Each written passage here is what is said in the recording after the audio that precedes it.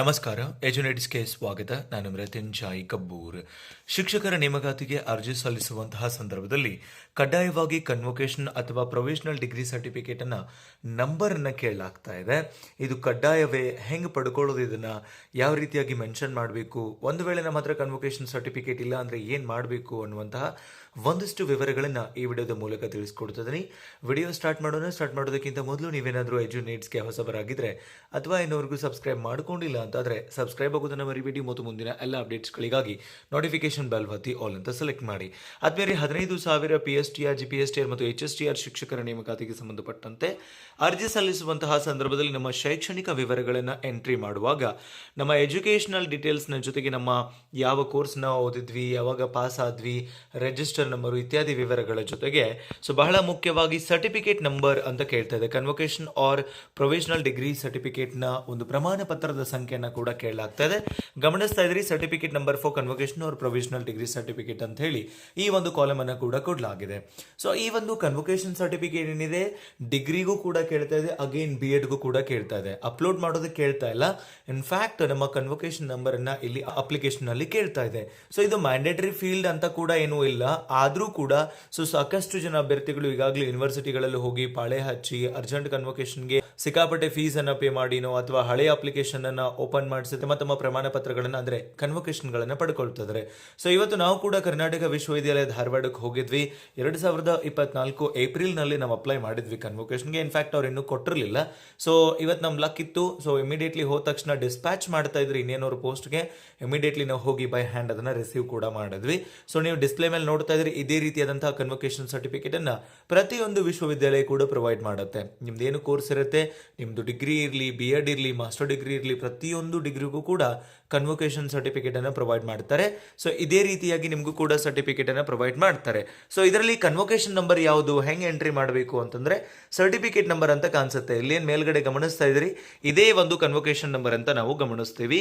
ನಿಮ್ಮ ಬಳಿ ಒಂದು ವೇಳೆ ಕನ್ವೊಕೇಶನ್ ಸರ್ಟಿಫಿಕೇಟ್ ಇಲ್ಲ, ನೀವು ಇನ್ನೂ ಅಪ್ಲೈನೇ ಮಾಡಿಲ್ಲ ಅಂತಂದ್ರೆ ನೀವು ನಿಮ್ಮ ರಿಜಿಸ್ಟರ್ ನಂಬರ್ ಅನ್ನ ಕೂಡ ಇಲ್ಲಿ ಮೆನ್ಷನ್ ಮಾಡೋದಕ್ಕೆ ಅವಕಾಶ ಇದೆ ಅನ್ನೋದನ್ನ ಸ್ವತಃ ನೋಡಲ್ ಆಫೀಸರ್ಗಳೇ ಸ್ಪಷ್ಟಪಡಿಸಿದ್ದಾರೆ. ಈ ನೇಮಕಾತಿಗೆ ಸಂಬಂಧಪಟ್ಟಂತಹ ಜಿಲ್ಲಾ ಮಟ್ಟದ ನೋಡಲ್ ಆಫೀಸರ್ಗಳೇನಿರ್ತಾರೆ, ಶಾಲಾ ಶಿಕ್ಷಣ ಇಲಾಖೆಯ ಉಪನಿರ್ದೇಶಕರ ಕಚೇರಿಯಿಂದ ಸ್ಪಷ್ಟಪಡಿಸಿರುವ ಮಾಹಿತಿ ಪ್ರಕಾರ ನಿಮ್ಮ ಬಳಿ ಒಂದ್ ವೇಳೆ ಕನ್ವೊಕೇಶನ್ ಸರ್ಟಿಫಿಕೇಟ್ ಇಲ್ಲ ಅಂತಂದ್ರೆ ನೀವು ನಿಮ್ಮ ರಿಜಿಸ್ಟರ್ ನಂಬರ್ ಅನ್ನ ಹಾಕಿ ಸಬ್ಮಿಟ್ ಮಾಡಬಹುದು.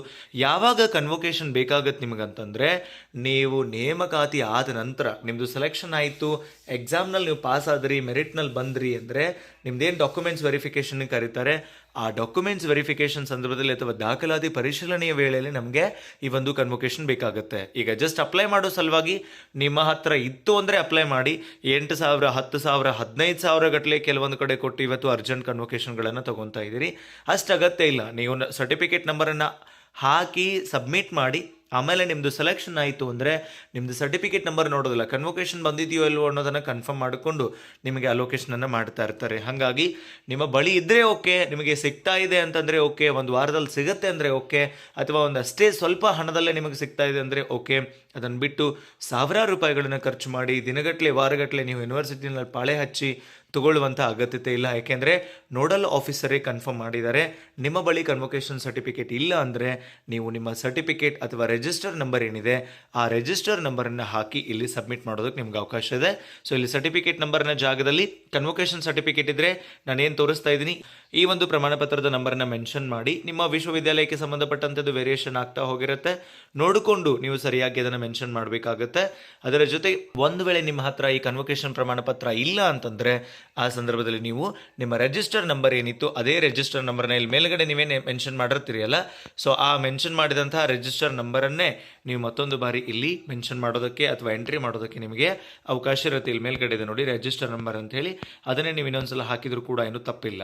ನಿಮಗೆ ವೆರಿಫಿಕೇಶನ್ ಸಂದರ್ಭದಷ್ಟೊತ್ತಿಗೆ ನೀವು ಈ ಕನ್ವೊಕೇಶನ್ ಅನ್ನ ತಕೊಂಡು ಆಮೇಲೆ ನೀವು ಅದನ್ನ ಸಬ್ಮಿಟ್ ಮಾಡೋದಕ್ಕೆ ನಿಮ್ಗೆ ಅವಕಾಶ ಇರುತ್ತೆ ಅನ್ನೋದನ್ನ ಮತ್ತೊಮ್ಮೆ ಸ್ಪಷ್ಟಪಡಿಸ್ತಾ, ಡಿಗ್ರಿಗೆ ಇರಬಹುದು, BEdಗೆ ಇರಬಹುದು, BCAನೇ ಇರಬಹುದು, BE BTechನೇ ಇರಬಹುದು, ಎಲ್ಲರಿಗೂ ಕೂಡ ಎಲ್ಲ ಡಿಗ್ರಿಯವರೆಗೂ ಕೂಡ ಈ ಒಂದು ಕನ್ವೊಕೇಶನ್ ಪ್ರಮಾಣ ಪತ್ರವನ್ನ ಕೇಳಲಾಗಿದೆ. ನಿಮ್ಮ ಹತ್ರ ಇತ್ತು ಅಂದ್ರೆ ಅಥವಾ ಇನ್ನೊಂದು 2-3 ದಿನಗಳಲ್ಲಿ ಸಿಗತ್ತೆ ಅಂತ ಅನ್ನೋ ಕಾನ್ಫಿಡೆನ್ಸ್ ಇತ್ತು ಅಂದ್ರೆ ನೀವು ವೇಟ್ ಮಾಡಿ ಕನ್ವೊಕೇಶನ್ ಪ್ರಮಾಣ ಪತ್ರದ ನಂಬರ್ನ ನೀವು ಮೆನ್ಷನ್ ಮಾಡಬಹುದು. ಒಂದ್ ವೇಳೆ ಸಿಗಲ್ಲ, ನೀವು ಇದೇ ವರ್ಷ BEd ಅಥವಾ ಡಿಗ್ರಿ ಪಾಸ್ ಆಗಿದ್ದೀರಿ, ನಿಮಗೆ ಅವಕಾಶ ಇಲ್ಲ ಕನ್ವೊಕೇಶನ್ ತಗೊಳ್ಳೋಕೆ ಅನ್ನುವಂತ ಪ್ರಮೇಯ ಬಂತು ಅಂತಂದರೆ ಆ ಸಂದರ್ಭದಲ್ಲಿ ನಿಮ್ಮ ರಿಜಿಸ್ಟರ್ ನಂಬರನ್ನು ಕಣ್ಣು ಮುಚ್ಕೊಂಡು ಹಾಕಿ, ಏನೂ ತೊಂದರೆ ಆಗೋದಿಲ್ಲ. ನಾನು ಹೇಳ್ತಾ ಇರೋದಲ್ಲ, ನೋಡಲ್ ಆಫೀಸರ್ ಧಾರವಾಡದ ಉಪನಿರ್ದೇಶಕರ ಕಚೇರಿಯಿಂದ ಅಧಿಕೃತವಾಗಿ ಮಾಹಿತಿನ ತಗೊಂಡೆ ನಿಮ್ಮ ಜೊತೆಗೆ ಹಂಚ್ಕೊಳ್ತಾ ಇದ್ದೀನಿ ಅಂತ ಹೇಳ್ತಾ, ಮಾಹಿತಿ ಉಪಯುಕ್ತಕಾರಿಯಾಗಿದೆ ಅಂತ ಭಾವಿಸ್ಕೊಂಡು ವಿಡಿಯೋನ ಎಂಡಪ್ ಮಾಡ್ತೀನಿ. ಸಿಗೋಣ ಮತ್ತೊಂದು ಪ್ರಮುಖ ಮಾಹಿತಿಯೊಂದಿಗೆ. Thank you so much. Have a good time.